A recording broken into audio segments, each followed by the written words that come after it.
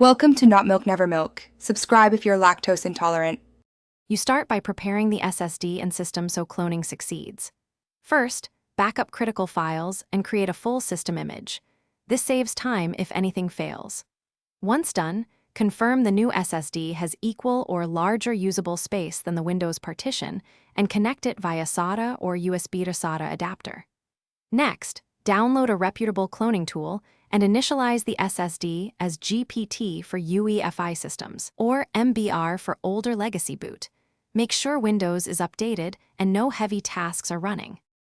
You now perform the cloning operation, which moves the OS, bootloader, and partitions. First, open the cloning tool and carefully select the source drive, the current Windows disk, and then the SSD as the destination. Choose intelligent cloning for speed if partitions differ, or sector by sector for exact copies.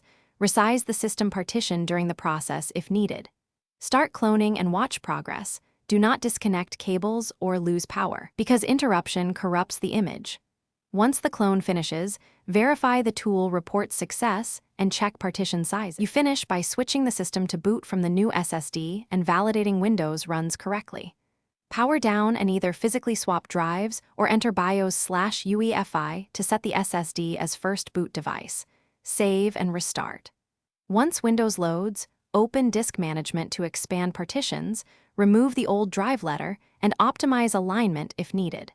If the PC fails to boot, use Windows Recovery, run Startup Repair, or use BCD Boot to recreate the bootloader. That single repair step resolves most boot errors after cloning. Thanks for watching. If this was helpful, leave a like and consider subscribing. See you next time.